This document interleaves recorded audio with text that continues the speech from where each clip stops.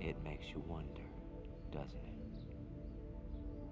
If thoughts can do that to water, imagine what our thoughts can do to us.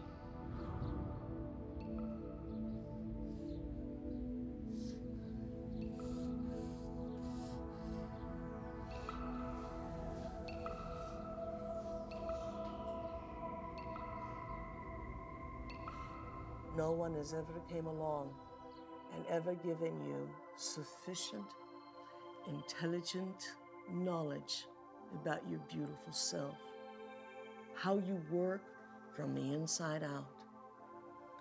Why do you have addictions? Because you have nothing better. You have dreamt of nothing better because no one has ever taught you how to dream better.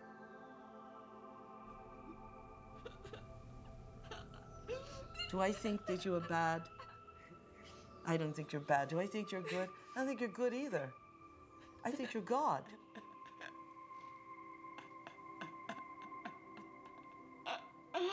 In general, the field of psychiatry really doesn't allow for enough freedom of action on people's part, meaning an awful lot of problems, not all of them to be sure, but an awful lot of problems that get labeled as psychological problems really amount to people making rotten choices, and they ought to be instructed to make different ones. Can I? Wow. Borrow some toothpaste?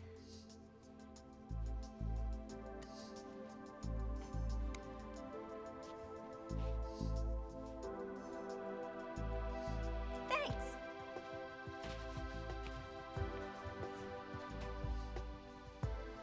When I talk about we disappearing, I don't mean that we physically disappear. What I mean is that we move out of the area of the brain that has to do with our personality, that has to do with our association to people, our association to places, our association to things and times and events. We don't exist in the associative centers in our brain that reaffirms our identity and reaffirms our personality. For the average person in the world who lives life and considers their life boring or uninspiring is because they've made no attempt to gain knowledge and information that will inspire them. They're so hypnotized by their environment through the media, through television, through people living and creating ideals that everybody struggles to become, that no one can actually become in terms of physical appearance and definitions of beauty and valor that are all illusions, that most people surrender and live their life in mediocrity. And they may live that life and the soul may never really, their desire may never really rise to the surface, so they may want to be something else. But if it does rise to the surface and they ask themselves if there is something more, or why am I here? What is the purpose of life? Where am I going? What happens when I die? They start to ask those questions. They start to flirt and interact with the perception that they may be having a nervous breakdown. And in reality, what they're doing is that their old concepts of how they viewed their life in the world start to fall apart.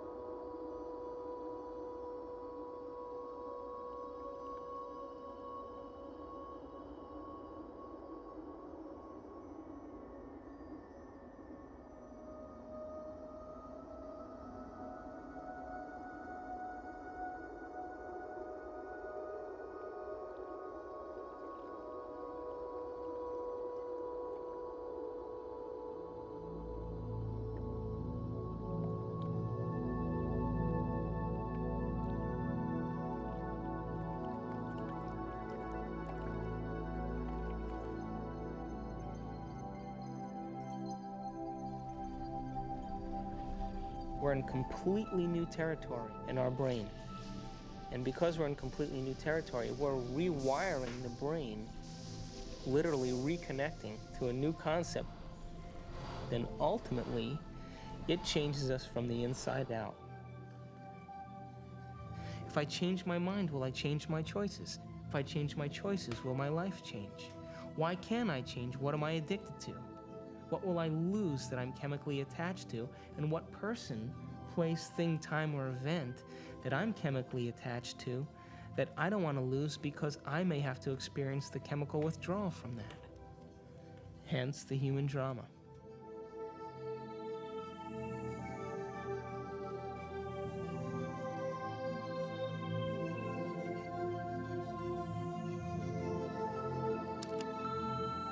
Amanda, it's Bob, and I'm just calling to say I hope that you can come tonight. I really want to see you.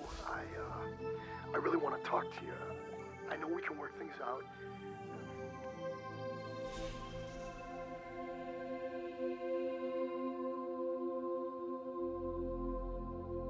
It's the only planet in the Milky Way that has habitation that is steeped in enormous subjugation of religion.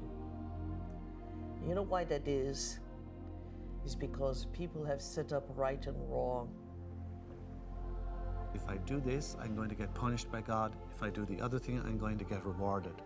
This is a really poor description that tries to map out a path in life for us to follow, but with deplorable results, because there really is no such thing as good or bad.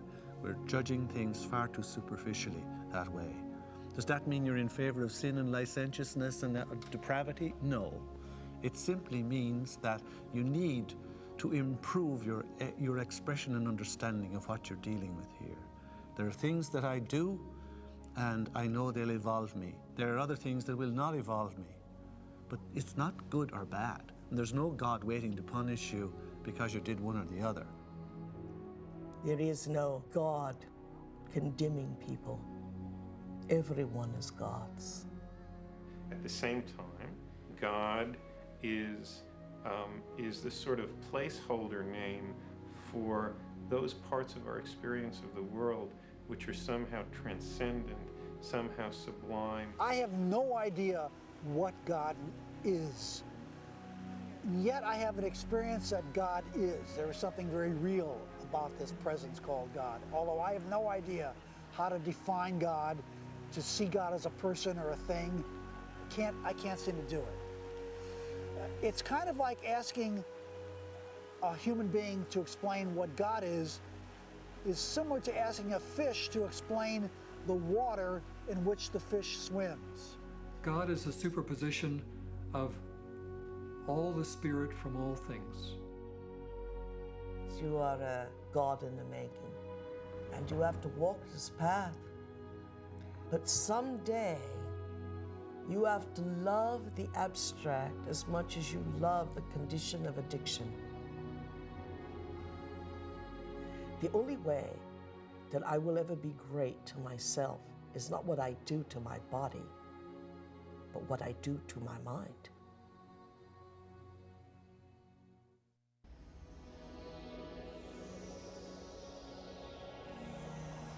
So if we're consciously designing our destiny, and if we're consciously, from a spiritual standpoint, throwing in with the idea that our thoughts can affect our reality or affect our life, because reality equals life, then I have this little pact that I have when I create my day. I say I'm taking this time to create my day, and I'm infecting the quantum field. Now, if is in fact the observers watching me the whole time that I'm doing this, and there is a spiritual aspect to myself, then show me a sign today that you paid attention to any one of these things that I created, and bring them in a way that I won't expect. So I'm as surprised at my ability to be able to experience these things and make it so that I have no doubt that it's come from you.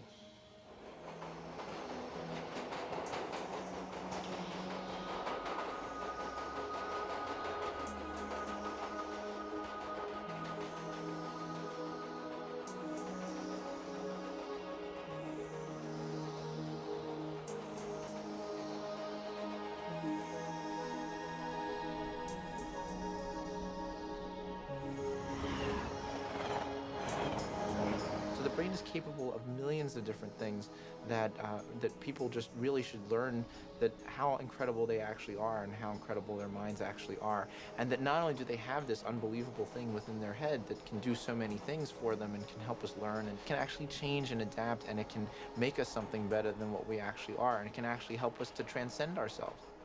That there may be some way that it can actually take us to a higher level of our existence where we can actually understand the world in a deeper way, where we can understand our relationship to things and people in a deeper way, and we can ultimately make more meaning for ourselves in our world. We can show that there's a spiritual part of our brain, but it's a part that we all can have access to, and it's something that we can all do.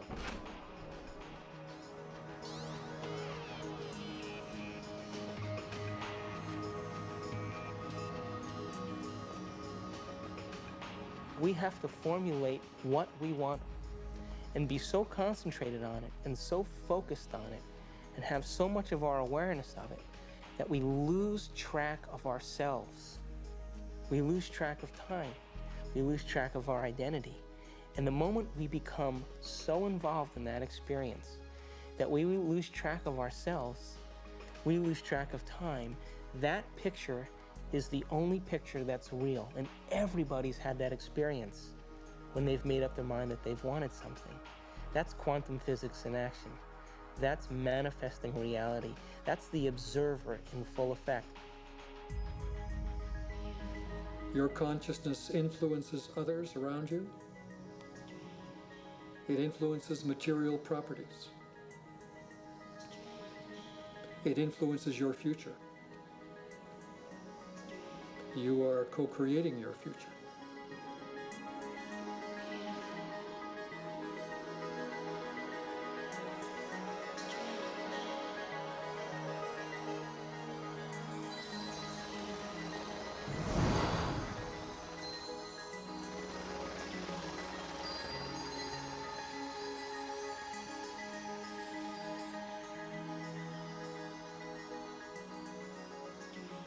Show me a sign today that you paid attention to any one of these things that I created and bring them in a way that I won't expect.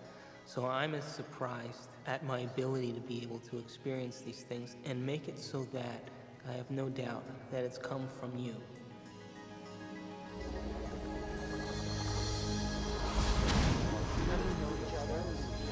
Wondered my life about consciousness is related to something fundamental.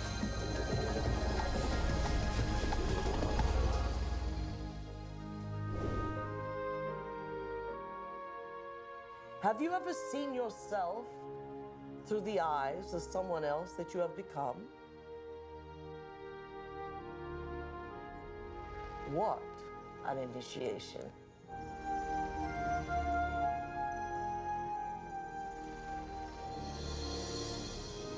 Have you ever stopped for a moment and looked at yourself through the eyes of the ultimate observer?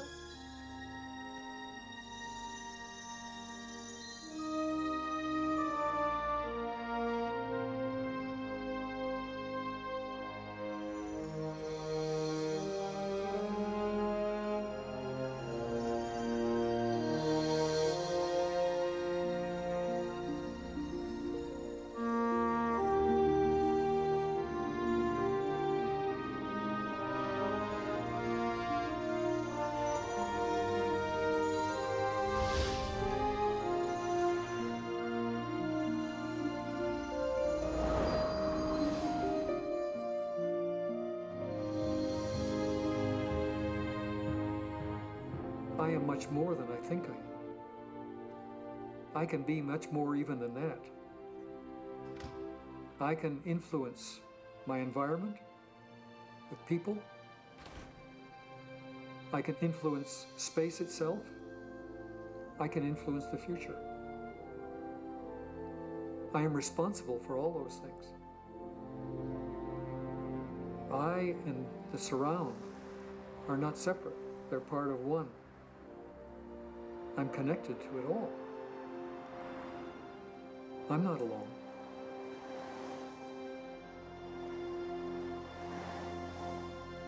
knowing that there's this interconnectedness of the universe, that we are all interconnected and that we are connected to the universe at its fundamental level, I think is as good an explanation for spirituality as there is.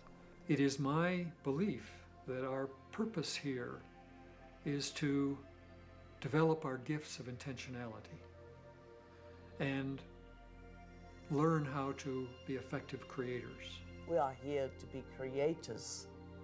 We are here to infiltrate space with ideas and mansions of thought. We are here to make something of this life. To acknowledge the quantum self, to acknowledge the place where we really have choice, to acknowledge mind. When that shift, our perspective takes place, we say that somebody has been enlightened.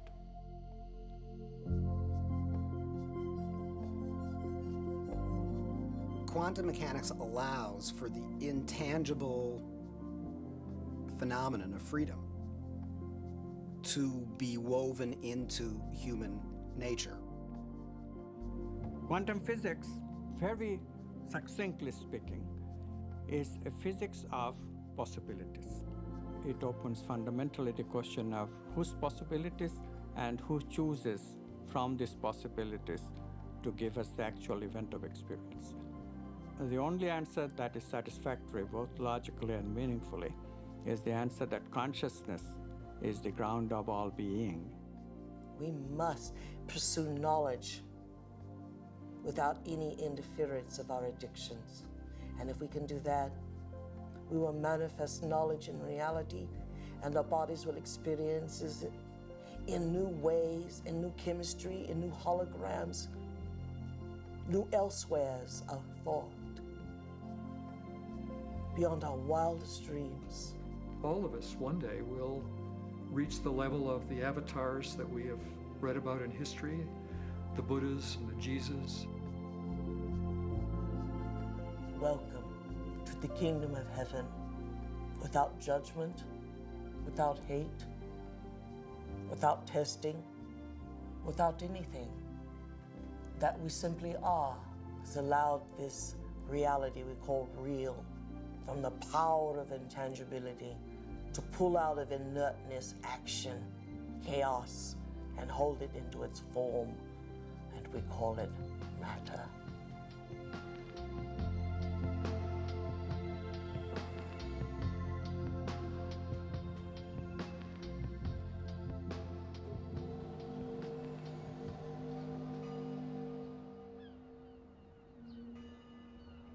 How can we measure the effects? We get to live our life and see then if somewhere in our lives something's changed. And then if it has changed, we become the scientists to our life, which is the whole reason why we're here.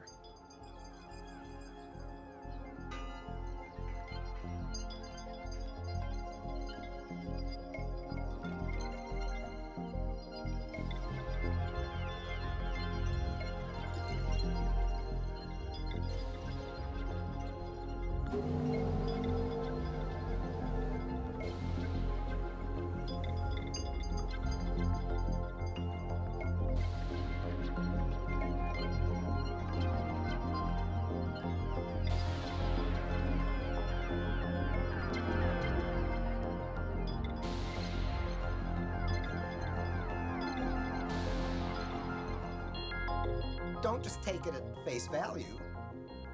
Test it out and see whether it's true.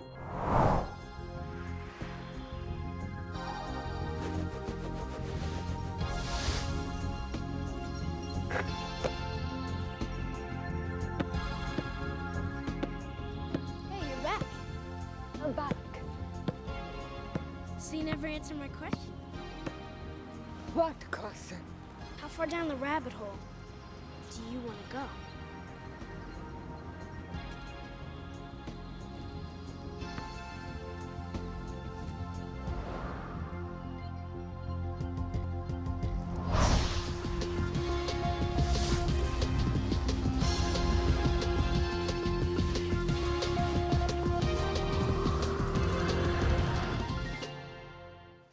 Ponder that for a while.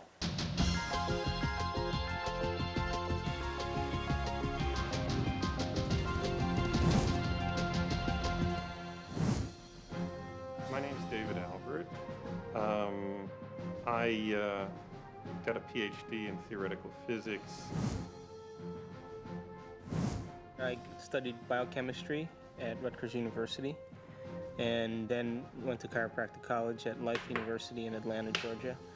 My postgraduate training is in anatomy and physiology, neurochemistry, neurophysiology, and genetics. I study quantum physics. I sometimes teach it. I've written a book on quantum physics and many books explicating the meaning of quantum physics. After my PhD from Harvard, I went to CERN, the European Laboratory for Particle Research, and then joined faculty at Stanford. And my work there has been the development of unified quantum field theories. I have about 100 publications in this area, but perhaps I'm best known for the discovery of supersymmetric flipped SU5 grand unified field theory.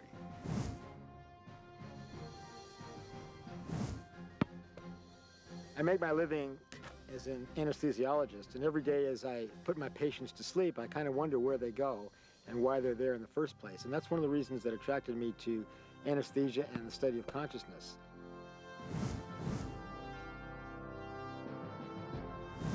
My name is Michal Ledwith, and for most of my life I was a professor of theology. I'm Dr. Daniel Monti. I'm a physician with specialty training in psychiatry and human behavior.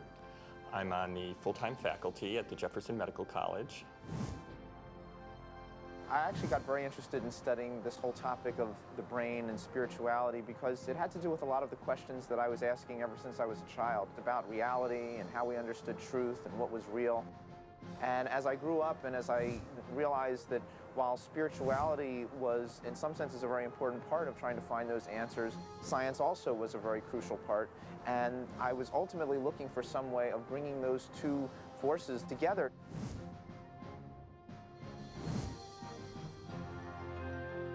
Well, my name is Candace Pert, and I'm a professor at Georgetown in the medical school. Here we are actually filming great thinkers. Everyone in this room is a great thinker. Now that we got them thinking, that's always a trick, isn't it?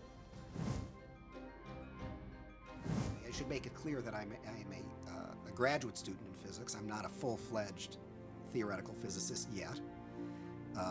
But if fortune smiles on me and I continue to work like a dog on my problem sets and exams and whatnot, eventually what I hope to do with this is to apply fundamental quantum theory to quantum information processing. So I decided, well, if I gave up being department chairman, and if I gave up all my professional committees, and I gave up all my government committees, I would have a block of time that I could put to work.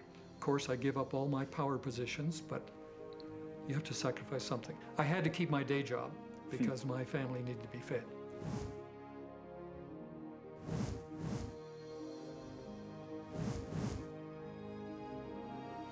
I presume that you're asking me how scientists can sound this wacko because I must be sounding wacko. It's really an interesting question.